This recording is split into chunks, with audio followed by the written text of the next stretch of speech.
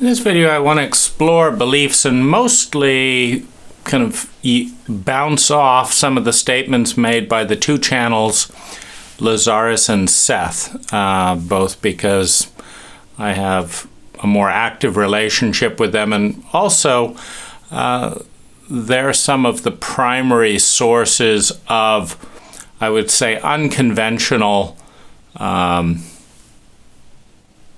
relationships with the idea of beliefs.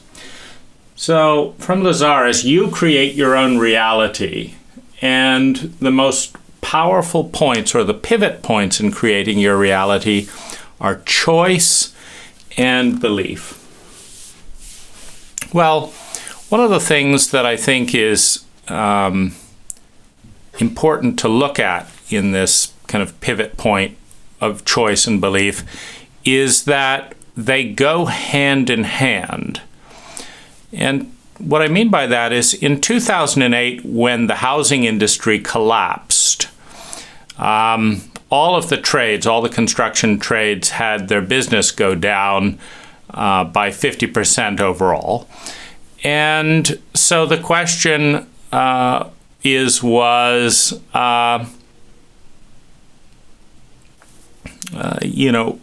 was it possible that my business, a landscape design and build company, could grow when the entire market was down 50%? And I determined that it was possible. And so that's a belief. That it was possible that my personal business could grow even while the industry was down more than 50%. And I used a few reference points to that belief. First of all, I referenced the fact that I had a friend who had an online university, and her business was growing rapidly as a result of the Depression, as people switched from physical universities to online universities to save money. And so it was obvious that some businesses increased as a result of a depression and others wouldn't. But obviously my industry, the housing market, was not one of those industries. So then back to, was it possible that my business could grow? And I said it is possible, one. And two, the most logical thing to do would be to spend twice as much energy promoting the business in one way or another, because I'm going to meet 50% more headwind.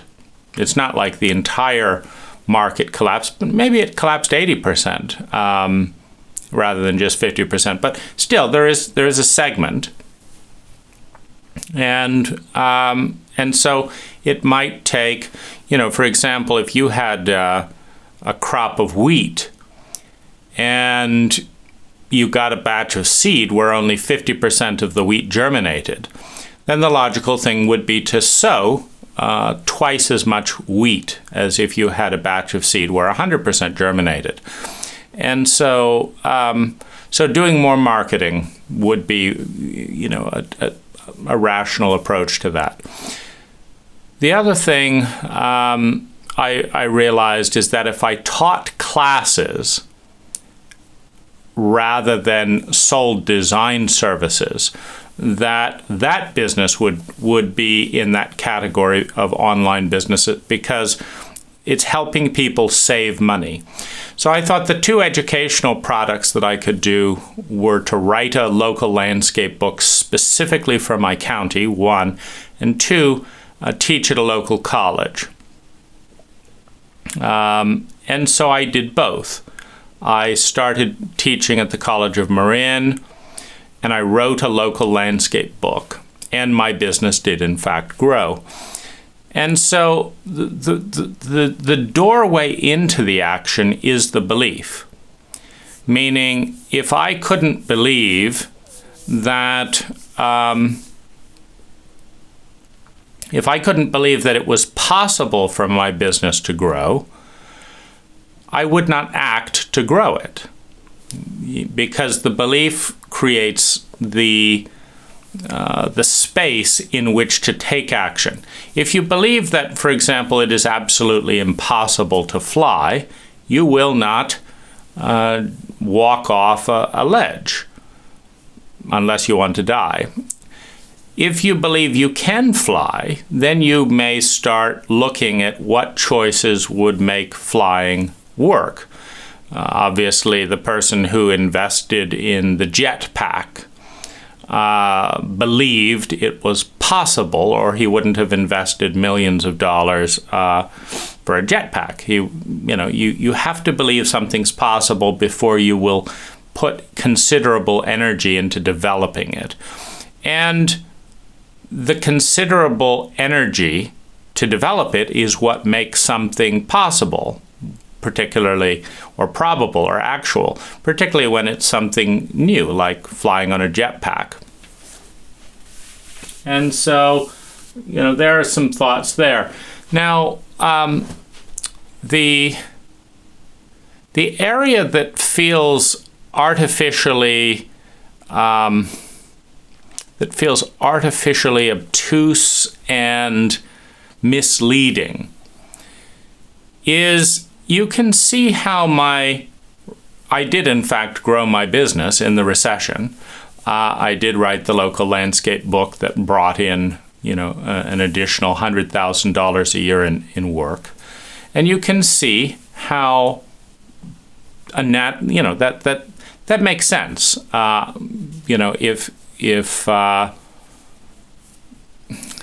If you're a homeowner and you want to hire a landscape company and you've got lots to choose from, and only one has written a book, and two, you're careful about money, so you buy the $20 book rather than hire a $175 an hour consult. Well, lowering cost lowers risk. More people would take a lower risk. And I would hire someone who wrote a book more than otherwise, because, well, why not?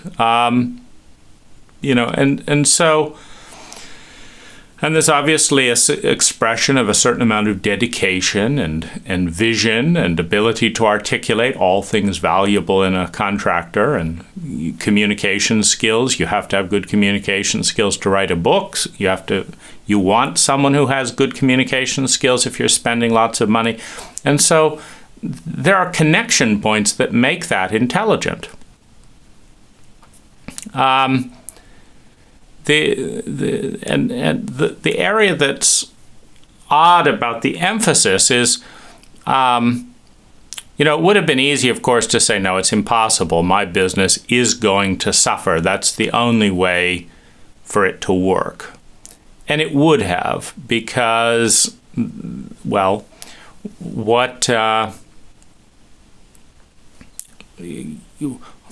if I hadn't written a book and started teaching classes, my business would have done just what everyone else's business, had done. And if you believe it's impossible to change that, then why would you change your behavior? And so there's a definite kind of integrity of those thoughts. To the idea of, do I think human beings can fly? I do think it's possible, but I do not believe it is probable. And I would suspect that if I was trying to levitate using thought power, for example, or just change the gravitational constant, or change the gravitation, the weight of my own body to a point where I, in a physics sense of just staying with my body, I think that believing that I could fly, which certainly people on psychedelics seem to believe, doesn't seem to be able to change any of those things. And that's where it's kind of the belief without any framework of rationality.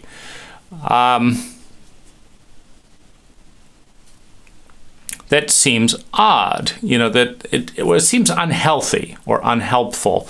And I don't know quite what that line is between, wasting a lifetime trying to levitate, something that no one on the planet is doing on display. Yes, there's a few magicians using wires for a few minutes when they've got their setup that seem to levitate. But it's pretty expensive and elaborate, and they don't just go around.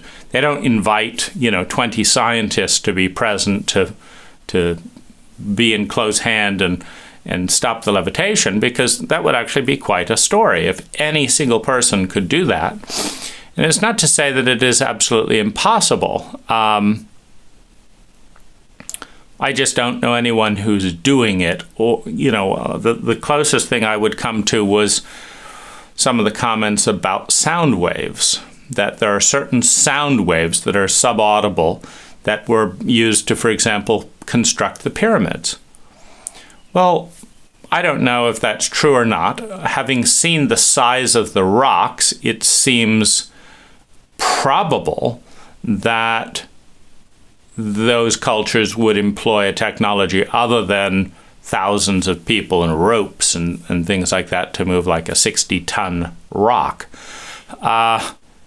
However, I'm not, there's very little technology, actively present, for using sound as a lifter. I think they've lifted a ball with a somewhat audible sound, but not, not a 20-ton or even they haven't even lifted, 20 kilos to my knowledge with sound.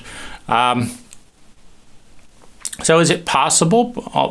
Almost certainly anything is possible. And the reason I say that anything's possible is that reality is far bigger than the human imagination. So if we can imagine it, it is possible. But it may be centuries or, multiple iterations of technology away from being actual. And that gap seems important to measure, as opposed to just saying, if it's not there in 3 days, or if you did your processing and programming and it's not there and you still can't fly after 3 days, that you didn't want to, or something like that.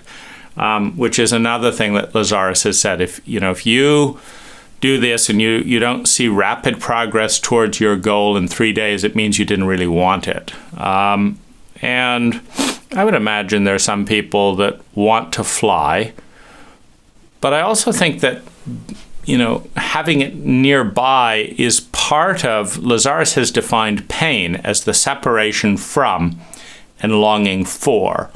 And one of the ways to heal a large amount of that pain is to let go of the focus. For example, if you are obsessing about a partner and they're married or just not interested in you, the letting go of that relationship is going to heal the pain a lot more than trying to convince them, someone that doesn't care for your particular makeup to go out with you. And so it's a muddled terrain. It's a muddled terrain, let's say, because, there are areas where you can build a framework to make something that's pretty unlikely likely, but I don't think it's usually purely magical. Though there again, it's it's hard to say. When I say pretty magical, I don't ever anticipate seeing someone levitate without new innovations in technology that I'm not aware of right now. And I wouldn't, in listening to Lazaris in my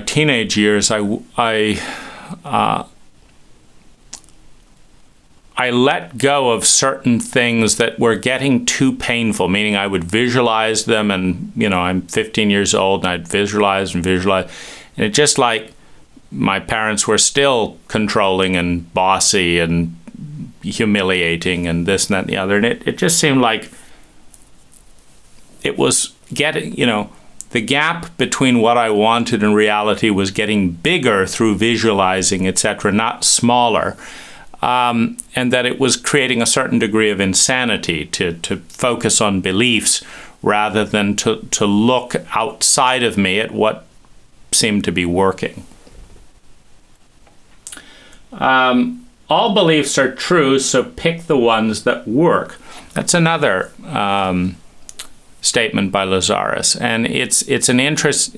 I would not have expected, having listened for thousands of hours in my teenage years, to have Lazaris say that later on. He didn't say that, at least that I heard in the early material. And he also said something a little bit similar, which is, if you can't love, if you can't be with the person you love, love the one you're with. Which is also interesting, because early on my impression is that Lazaris would say something like, if you didn't believe it, or if you didn't get it, you didn't want it, or look at your program, your payoffs for, not getting something. And he's also said that you create not only your reality with your beliefs, but you create the effect of your reality. You don't only create the reality, you create the effect of your reality. And there's some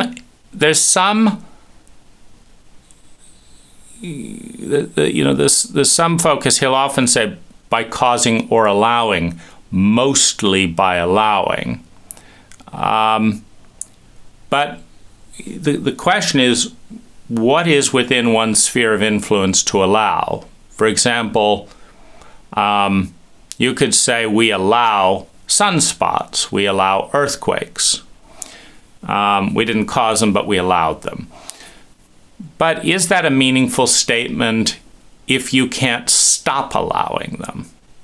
I mean, so an asteroid is heading towards the planet. You're allowing it. Okay, I want to stop allowing it. What exactly does that, look like? If it doesn't look like any change in the asteroid, then it's not a very relevant thing to say I allowed it. Something allowed it, the gravitational field, etc., but it's not an area in my sphere of influence. That seems to be made artificially more nebulous, meaning unhelpfully and artificially vague, as opposed to just saying, look at what you can do with confidence, because you can repeat the effect, and then do it, and just live your life that way. The other thing that's interesting in both Seth and Lazaris is you'll have, within the span of a 10-minute, dictation, them saying, on the one hand, your beliefs create your reality. And then they will announce something in the future. I remember Lazaris on the Negative Ego tape talking about thinking. He said, you need to think, and you need to feel, and you need to, explore things. And he gave an example. He said, think about the fact that which has been created always destroys its creator. And this would certainly, give pause to artificial intelligence on the horizon. But if you do think, okay, so Lazaris is saying thinking is really important. He said the problem is that as the world becomes faster and more complex, there will be, it'll be harder to think for the younger generation. So on the one hand, he's saying you're creating your reality. And on the other hand, he's predicting some of the trends that are going to happen.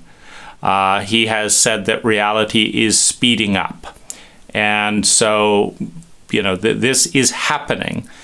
And then said, you create your reality with your beliefs.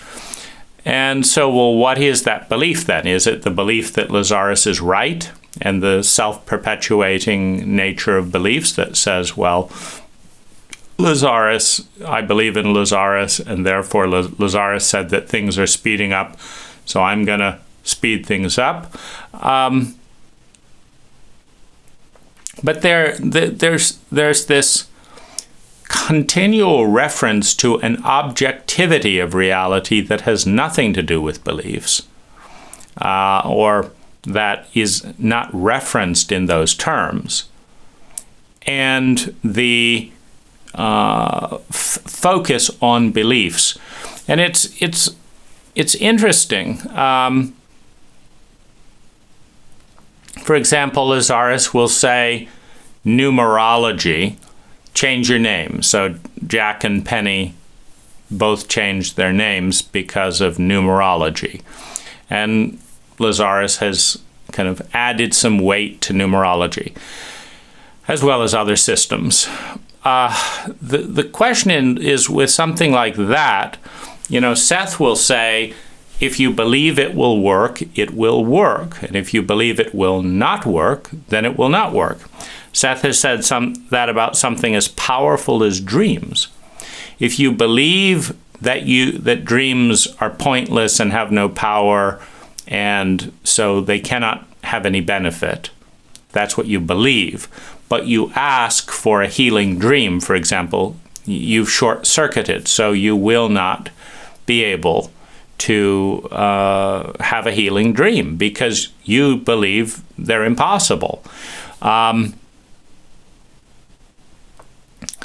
then Seth will turn around and say that, you are going to get old and die regardless, but if you believe that you don't have to lose hearing and stuff, you don't have to do it. And so it sounds to me, with this constant referencing to an external objective reality that will happen, you will die, whether you believe you will or won't. You can just slow it down, the process, and extend life to a certain degree, but you will do that. Well, you can certainly relate to that. You can say this fruit will be moldy. It's kind of the same question, but if we refrigerate it and do this and this, it will prolong its life. If we put apples in cold storage in the dark, they're not going to age as quickly as if they're at 80 degrees in the sun, in which case they'll turn to mush very rapidly. But they will, even in cold, perfect storage, it's not normal for an apple to last more than a year, but you can go from 3 days to a year. So there's probably plenty of room to extend the human body to the extent that we desire that by changing environmental conditions, even though we don't have that technology. But people are going to die then, and eventually. But the question is in this nature of belief. It sounds more like an influence. In other words, it sounds like there's a series of cycles coming into the body and leaving the body, breathing in and breathing out. That there are a series of cycles. And that these cycles can be sped up or slowed down or combined in different ways. That you will never try something that you believe is impossible because, well, why would you? We have a certain amount of integrity. But that if you believe something is possible, that it has an influence. And I would say that one of the ways to understand that influence would be a slowing down or a speeding up of a certain rhythm. For example, in the levitation thing, heavy weights generally come down to the ground at some point, but could you slow it down with a parachute or with an umbrella, and as you're jumping off your cliff or whatever? Well, of course, you can slow the breath down. We need to breathe. The lack of oxygen kills people. Could you slow the breathing process down so that rather than dying at 2 minutes, you would die in 10 minutes? Sure. But has anyone held their breath for an hour? It seems like David Blaine is on, it's certainly the cutting edge for our species at this time, being able to slow breath down. But obviously, if he believed he couldn't slow breath down for 15 minutes or 11 minutes or whatever the particular thing was, then he wouldn't try. And so I think that probably most cycles could be elongated quite easily by 300%. That if you believe that you can't make money in a down economy, you can probably make 300% more money in a down economy. If you believe you can't hold your breath forever, fine. But if you believe you can hold your breath much longer than normal, you could take a 4-minute breath and extend it. If you believe that the 4-minute mile is impossible, you probably can't do it. But does anyone believe that we will ever run it more than a 12 mile a minute, speed? I guess it would be the 1 minute mile. Is anyone thinking that a human body is going to run more than a 1 minute mile? Or thinking that positive affirmations and attitudes and this and eating the right exercise, belief and choice. I can run a mile in 1 minute. So who's doing that? Has anyone done that? I think it's probably possible to elongate 300% in a lot of these cycles. Is it possible that, for example, a human being could live for 300 years? I don't know of anything, innate that says, no, that could never happen, particularly as we, continue to develop, medically in a variety of ways. But running a mile in less than a minute, it seems possible, but it's just so far away. Just running a 4-minute mile, is such a big deal. But of course, someone had to break through that barrier, and I think it takes time, perhaps, to develop biologically in a way that would propel us in certain directions. If we keep focusing on speed, I have no doubt that the speed that a human has run will continue to be faster every 100 years if we keep measuring that and training and picking and the best athletes and focusing on high rewards for that particular trait. Will it ever be, in the next 1,000 years, a 1-minute mile without artificial limbs? Where an exoskeleton would run that and you'd just be inside the skeleton? I don't know, but it seems certainly absurd to chide myself for not being able to run a 4-minute mile after changing the room of beliefs, Lazaris' framework for changing reality by changing beliefs. So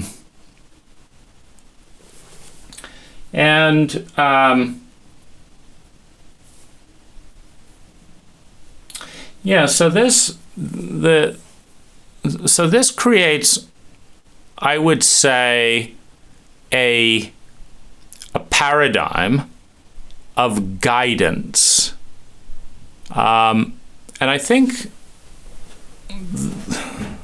well, if we think about it in terms of effectiveness, our beliefs have to lead reality, because we will not make choices. For example, think about the fact that I'm a certain I have a certain energy level, a certain stamina right now. And if I believe that that's only going to get worse, I'm not going to do things to make it better. But let's say that I want to increase that stamina. I want to increase that stamina, and so I have to believe that it is possible to increase that stamina. And then I have to start believing in certain actions.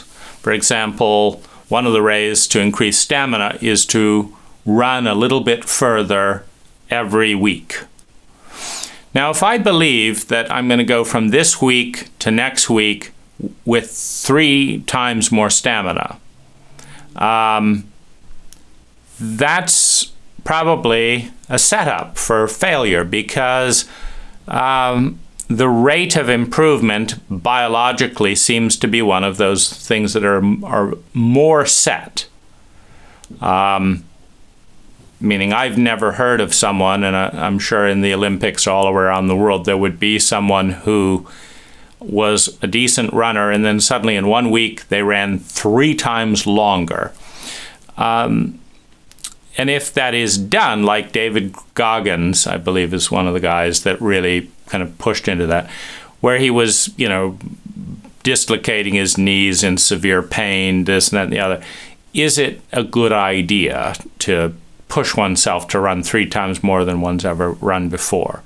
You can look at Eddie Izzard and his marathon and stuff. There is in other words, it seems like positive beliefs need to lead, but that they backfire if they elongate a system too far too quickly.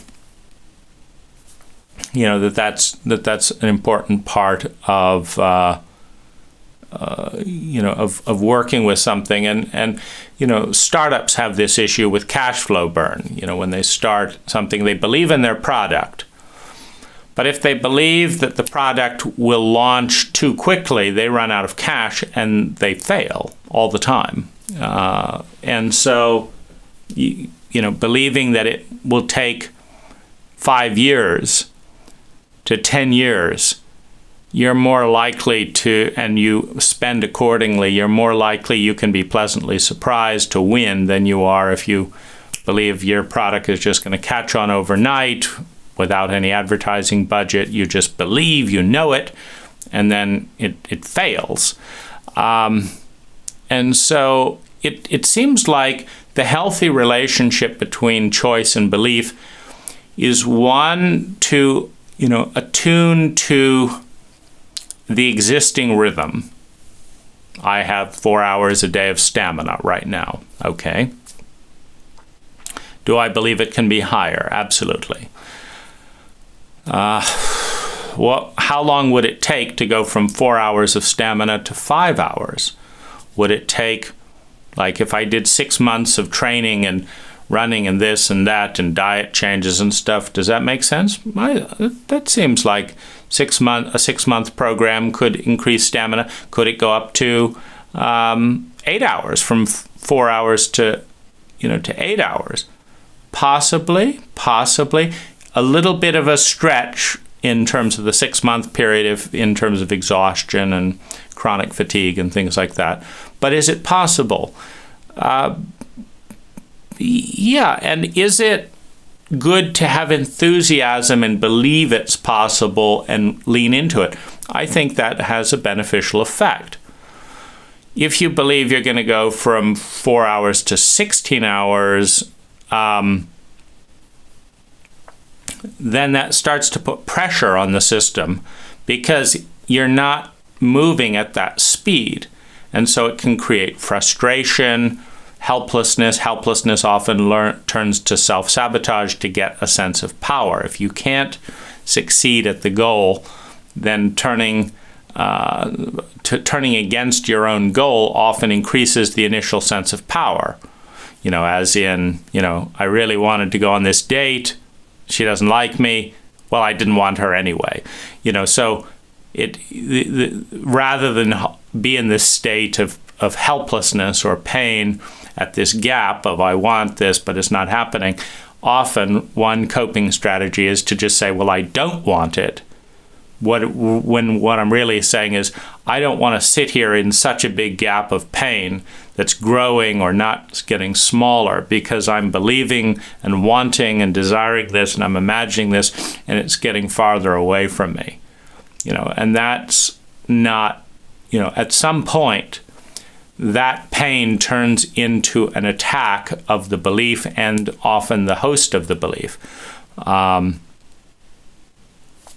As when the person expecting a miracle from God turns from desperately believing in and expecting the miracle to saying, fuck you, God, you didn't deliver. And now you have a backlash against that which you longed for. Meaning but if you had just said, well, what I'd really like is to feel, 10% more enjoyment while I'm getting this cancer. Could I do that? And then you say, that was fun, I did that. And maybe another 2% here and 3% here. And then you're not creating an elongated, a bigger and bigger pain gap between the desire and the reality, creating helplessness and frustration, which then increases the pain, which then creates a sense of fear, which increases the pain, etc. And so there seems to be quite a lot of skill around this, and this is the area Lazaris and Seth are pretty weak on, meaning in 40 years they never sit down and explain these nuances in the case of jogging, okay? Or the case of, how many people in our room who have done this belief technique experience how many good things how much of the time. Or talking about, for example, since Lazaris and Seth both say they are bigger than humans in one way or another, why do Lazaris and Seth create and allow so many students that fail at their teachings, in the sense that I want this, I programmed for this, I did this, and I failed. Why is Lazaris allowing that failure?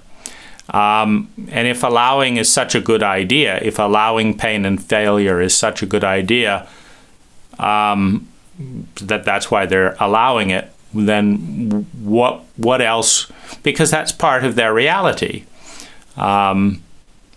Participating in a teaching, process in which a large percentage of people are confused and frustrated and depressed and miserable about this or that, because there's a gap between what is longed for and what's there. So, in terms of the mandatory focuses of success and fun outlined by Lazaris, well, why isn't Lazaris having more success and more fun by succeeding to have all of his friends or clients, not in misery around their health or whatever the issue might be, not needing to commit suicide or, die accidentally and things like that? Is that a success for Lazaris, and is it fun for Lazaris? So if one's to hold a human being to these kinds of standards, then, holding someone that is more than human to higher standards seems rational, but that doesn't get talked about all that much. And so that's, there's a question about why to make the material so confusing, when one could easily say,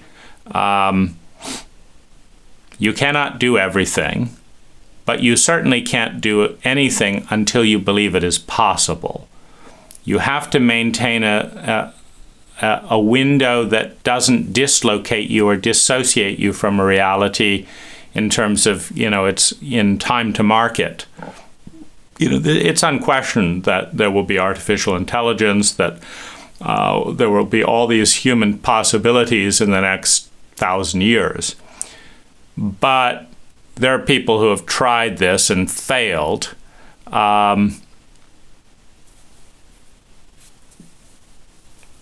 they've tried this and failed.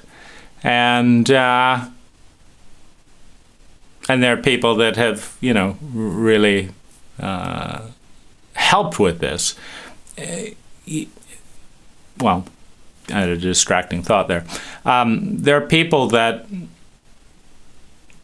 have tried to produce a robot in 2001, and it wasn't all that. It didn't work, and so the robotic company went under because it didn't reach a sophistication point where the robot was at a price point and a value point to be desirable, and so the company went bankrupt.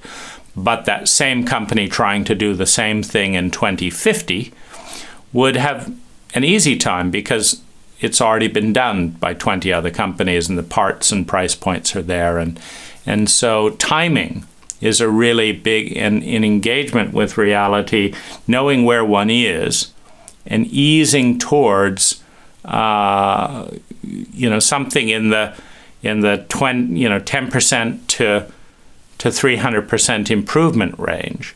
And then at that point, when you're at the 300% improvement range, then you can, there are certain processes that are exponential, and you can, see a little bit further and take things to the next level. In the circle up here, the way I see it is everything is possible, and that you have to have a belief is kind of the window into that area of possibility. Now, Seth has also said, a lot, about things coordinating and attracting based on the energy of a belief that there's a certain like, and a like attracts energy. And so there's that's part of the process. But there's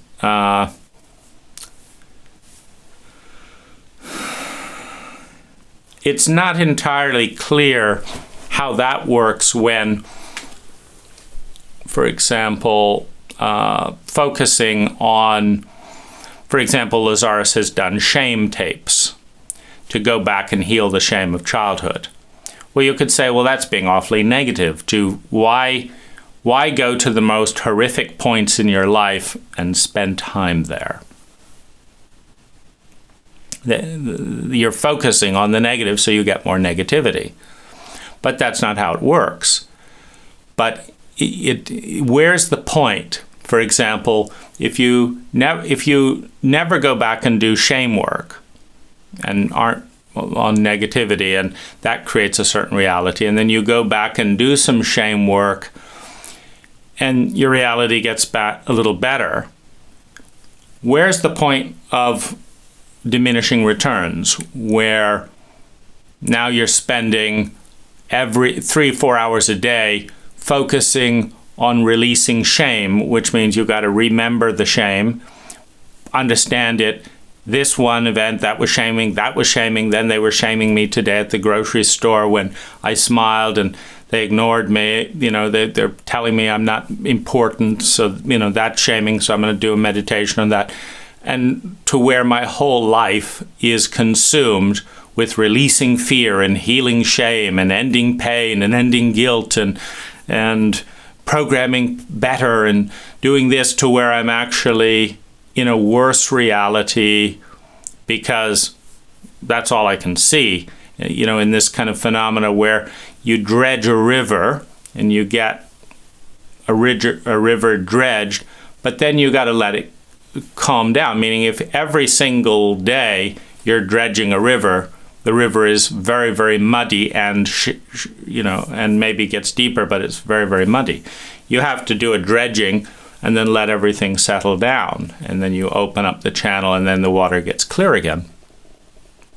At what's the frequency of going into those dark shadow aspects of self to heal and clear?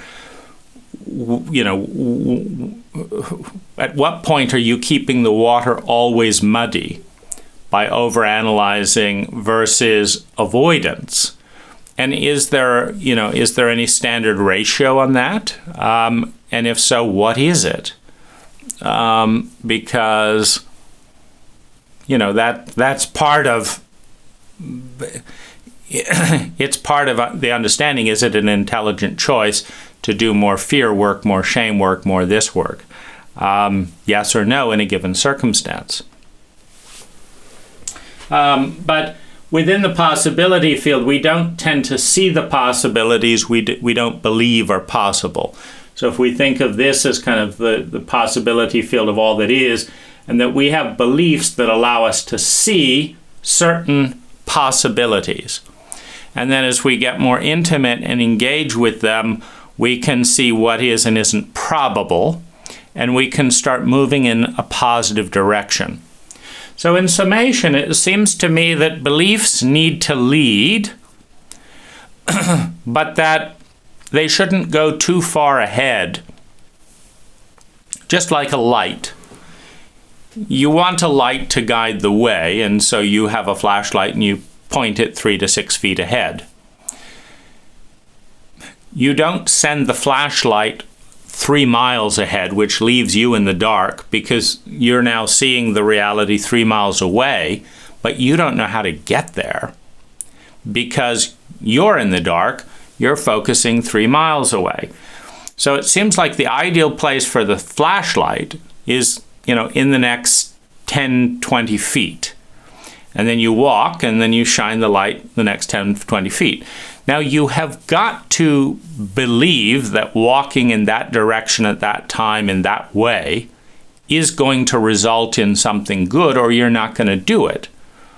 These beliefs are sometimes faulty. If you say, there's the rescue, that's there, and you walk over a cliff, well, that belief was faulty. You weren't paying enough attention to data. Your belief blinded you. And this is, I guess, the other problem with beliefs is if you believe that everything's going to be wonderful and that the courts are fair and all that, and you're going to court and you're like, oh my gosh, this isn't, I don't know how to behave here. I believe that these things are happening the way they're happening and all this, but I don't know what to do here, because it's not looking that way, and so the belief can blind you. If you believe that everyone is friendly, for example, and then someone steals your purse because you didn't protect it because of that belief, you've not seen the dark possibility, because within the possibility field where everything's possible, that means everything wonderful is possible and everything terrible is possible. And if you believe that everything wonderful, you will tend to see that possibility and you'll attune more to it. And then you have the positivity of your positive hope and joy, etc., attracting more hope and joy, etc. And so there's a resonance. But you also have a potential naivete and blindness. So it is important to believe that what we want is possible. It is important I think, to see belief as an influence. Meaning that if we believe this direction is possible, we will be able to investigate and take actions in that direction. That understanding the gap is important, and that having plenty of things in our life that we can achieve that, where we feel immediate gratification. Like I believed making a pizza was possible, so I went and made a pizza, and I'm enjoying my pizza, and I've created my reality with my belief, versus I believe that a cure of cancer is going to be a nice pill next year, and it's not there, and now I'm broke and in debt, and I'm angry, and why isn't it working, etc. It might be better to pace things more and learn a little bit about the innate, what I'm calling the objective reality, that Seth and Lazaris reference all the time. Lazaris will say that you not only create your reality, but you create the effect of that reality. Well, this seems to suggest that, you can create whether or not you drink arsenic, and you can create a reality in which the more arsenic you drink, the healthier you become, because you're creating the effect of the arsenic as well as the arsenic. But in Lazaris' comment about all beliefs are true, so pick the ones that work, it doesn't work very well to believe that arsenic makes you better, and so just drink up and then just create, keep drinking the arsenic, but then create love and light coming into your body as you drink arsenic. Here again, I don't see that as entirely black or white things, because I have heard narratives of certain people. I think Ram Dass talks about some Maharishi that consumed a lot of psychedelics and drugs and didn't trip, because he had those doorways open anyway, and so they didn't open any new doorways, and he'd learned to navigate in that terrain. Would poisoning Maharishi with arsenic have the same effect? I don't think it's a good experiment. But, there again, the question would be, what is the point of saying you create the effect of your reality if you don't? Meaning if you start slapping people and want it to have the effect of having them laugh and smile and nobody's doing it, it seems smarter to stop slapping people than to pretend that you're not doing a good enough job creating the effect of the slap. You want to slap people, you just want them to be happy, and you need to believe they can be happy, and then maybe you can convince them to believe they're happy. And through hypnosis, but at what point is it useful? So a few thoughts on the muddle and the influence of beliefs.